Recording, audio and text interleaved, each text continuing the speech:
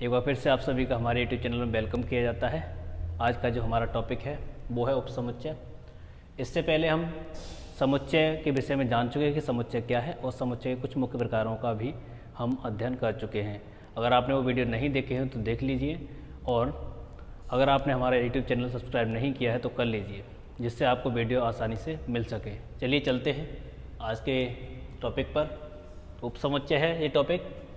सबसे पहले हम इसकी पहचान लिख देते हैं जिससे आपको आसानी से समझ में आ जाए। ठीक, तो देखिए पहचान क्या है इसकी, सीधा परिभाषा ही लिख देते हैं, थोड़ा आसानी हो जाएगी आपको समझने में।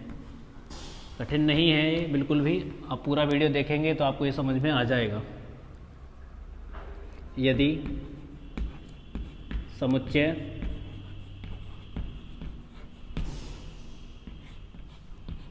यदि समुच्चय ए का प्रत्येक अवयव, ये बात पकड़ते जाना, जो लिख रहा हूँ उस पर गौर करिए।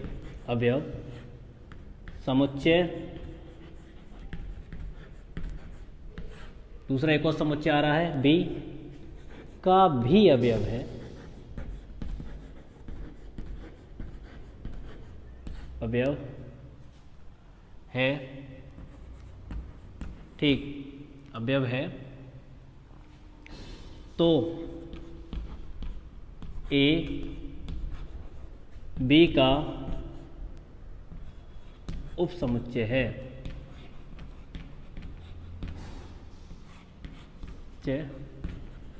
कहलाता है।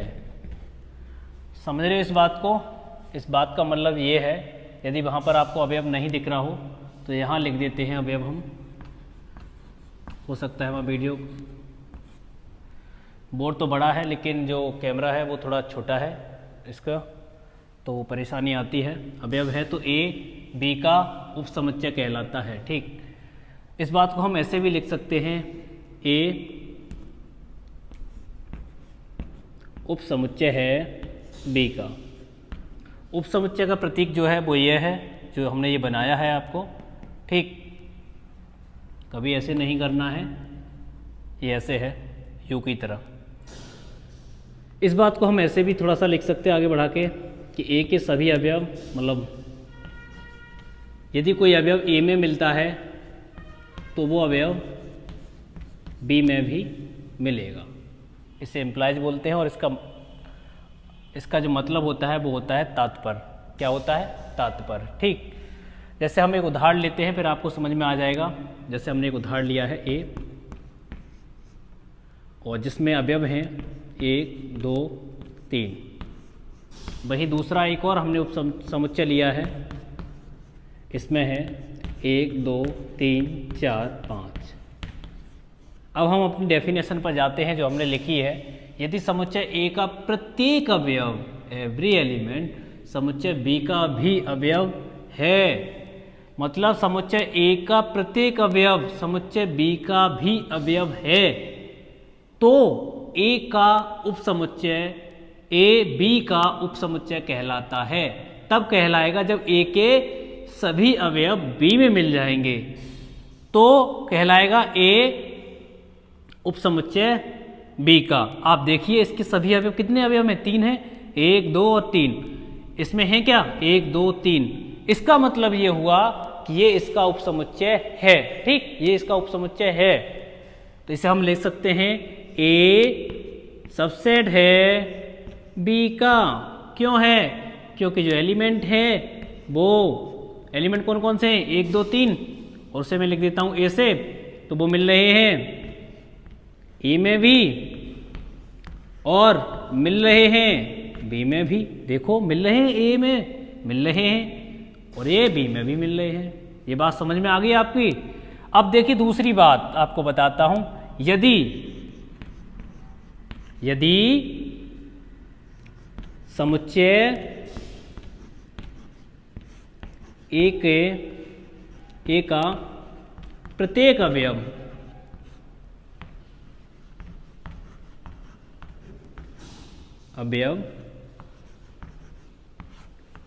समुच्चय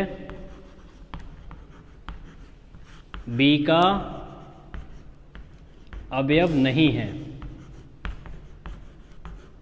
अगर ऐसा हो जाए कि जो समुच्चय ए का प्रत्येक अवयव बी समुच्चय बी का अवयव नहीं हो, अवयव का मतलब एलिमेंट, तब हम इसे ऐसे लिखाएंगे ए बी का सबसेट नहीं है। उस स्थिति में इस चिन्ह का प्रयोग करेंगे। जैसे हम आपको दिखाते हैं एक एग्जाम्पल, ए बी सी है, ए बी सी है, वही हमने बी लिख दिया है, ए बी डी एफ। आप यहाँ देखेंगे कि प्रत्येक अवयव इसमें मिल रहा है क्या? नहीं मिल रहा, क्योंकि इसमें से सी गायब है, सी नहीं है इसमें। तो इसका मतलब ये हो गया कि ए, देख लीजिए, ए किस में मिल रहा है? ए उपसमुच्चय नहीं है बी का।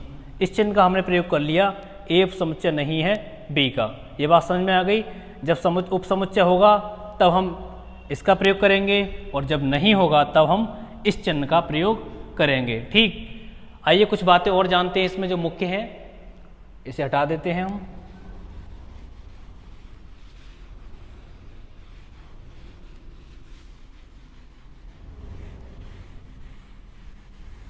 इसे ऊपर ही लिखे रहने देते एक बात को, जो आसानी से समझ में आ जाएगा आपको।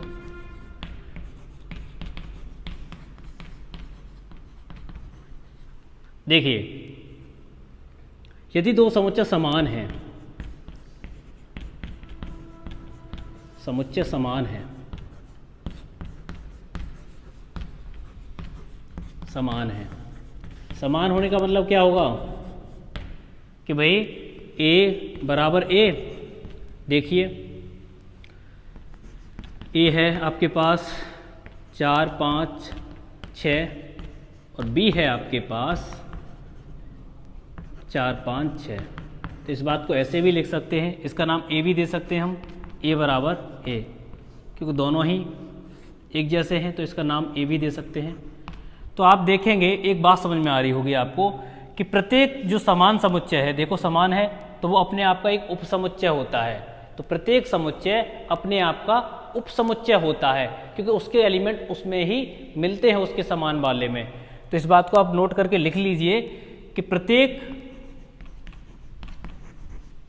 समुच्चय स्वयं का उपसमुच्चय है। तो इस बात को नोट कर लीजिए और लिख लीजिए आप, क्योंकि ये काम आएगी। इसके अलावा एक बात और जानते हैं हम, इसे तो आप नोट कर ही लीजिए। यदि मान लीजिए एक समुच्चय फाई दे रखा है, और इस फाई का मतलब क्या है, ये रिक्त समुच्चय दिखाता है, ऐसा रिक्त समुच्चय दे रखा है। रिक्त समुच्चय का मतलब क्या होता है कि भाई कोई एलिमेंट नहीं है। ठीक, यदि कोई एलिमेंट नहीं है और दूसरे में एलिमेंट है, तो इसका मतलब है जब कोई है ही नहीं तो ये इसमें भी मिल जाएगा। इस बात को समझ लीजिए कि जो अगर इसमें कोई है ही नहीं है, इसमें कोई है क्या, नहीं है, और इसमें है, तो मैं ये आपसे पूछना चाह रहा हूँ कि या ये फाई जो रिक्त समुच्चय है इसका सबसेट है क्या, उपसमुच्चय है क्या? है, क्योंकि जब है इसके तो है ही नहीं। तो आप कॉमनिटी में देखोगे, जब देखो कॉमन क्या है, कोई फर्क ही नहीं पड़ता इस बात से। कोई फर्क पड़ रहा है क्या? नहीं पड़ रहा। तो आप इस बात को लिख सकते हो, फाई उपसमुच्चय है ए का। ठीक, तो एवरी प्रत्येक रिक्त समुच्चय कोई भी समुच्चय होगा उसका उपसमुच्चय होगा। ठीक, ये बात नोट कर लीजिए आप।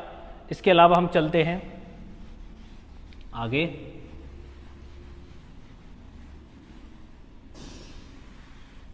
एक उदाहरण लेते हैं हम और जानते हैं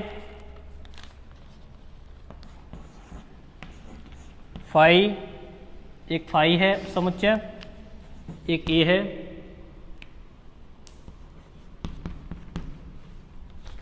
एक 3, वहीं बी है,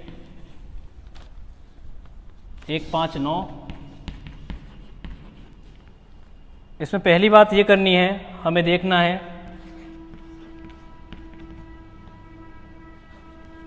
मैं लिख देता हूं पहले,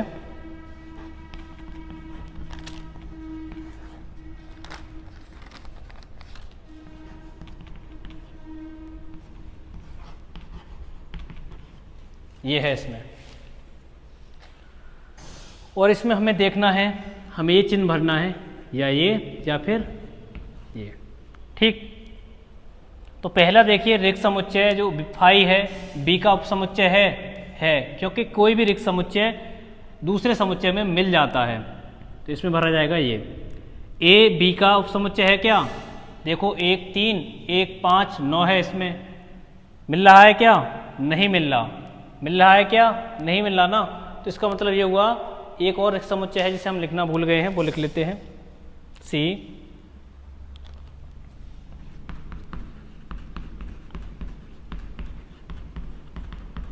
नो, गलती हो गई है उसमें। देखिए इसमें ए बी का उपसमुच्चय है, नहीं है। ए सी का उपसमुच्चय है, तो ए के प्रत्येक अवयव मिल रहा है, इसमें मिल रहा है, तो इसे भर लीजिए। अब देखिए बी सी है क्या? 1 5 9, 1 5 और 9 मिल रहे हैं, तो इसका मतलब ये कि ये भी है, तो ये रहा। ठीक, तो इसका मतलब आप समझिए, थोड़ा बड़ा लिख देते हैं, परेशानी नहीं आए आपको। ठीक, तो इसमें हमने जाना कि सबसेट क्या है, और अगले वीडियो में हम जानेंगे इससे आगे एक और समुच्चय के बारे में। ठीक है।